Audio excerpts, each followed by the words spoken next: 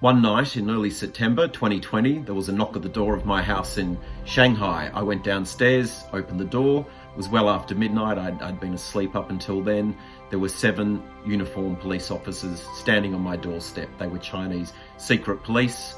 They came into the house, they filmed me, they informed me I was a person of interest in a national security investigation and that I couldn't leave China.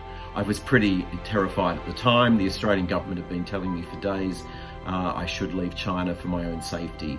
That visit led to a chain of events which resulted in myself and another journalist leaving the country. We were the last correspondents working for Australian media outlets in China.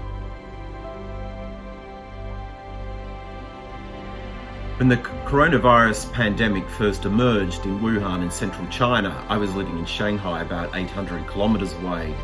At first, no one was really taking it seriously. They thought it was very much a localised problem in Wuhan. And then, of course, the infection rates rose and it did spread throughout China. It was just incredible watching the usually bustling city of Shanghai turn into a ghost town. All of a sudden, one day, everyone out on the streets was wearing masks. They started queuing up to buy hand sanitizer and other goods. And then within days, there was no one on the street at all. Everyone stayed at home. And this is before the Chinese government was making people stay at home. They did it on their own accord. China shut down completely. The streets were deserted. And then, of course, we watched Wuhan go into lockdown. And we were wondering if the same thing was going to happen in Shanghai.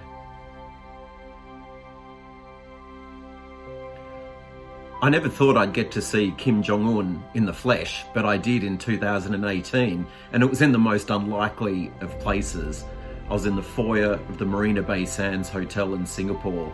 There had been a rumour that Kim was going to turn up to have a quick tour of the infinity pool upstairs. I didn't really believe it was true, but a photographer and I went along anyway. There were security cordons up in the foyer. We were surrounded by thousands of screaming girls. It was like we were waiting for a rock star. And then Kim appeared, came out of his car. He was escorted by, his security guys running alongside him in suits. He came into the foyer and he was loving it. He was beaming and waving and everyone was screaming. It was just a bizarre experience. This guy was a dictator. I'm not quite sure why people were so excited to see him.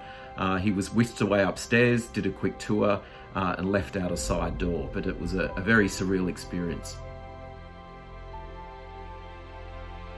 I spent most of the second half of 2019 on the streets of Hong Kong, dodging tear gas, rubber bullets and water cannons. The mass protests were a watershed moment for this usually peaceful city, as tens of thousands of its young citizens took to the streets weekend after weekend to protest against what they saw was an encroachment on their civil liberties by China. The mass protests in Hong Kong also had repercussions across the strait in Taiwan, where the residents there were getting increasingly worried about China's ambition for the island state. As a result, Taiwan's Liberal President, Tsai Ing-wen, was re-elected leader in early 2020.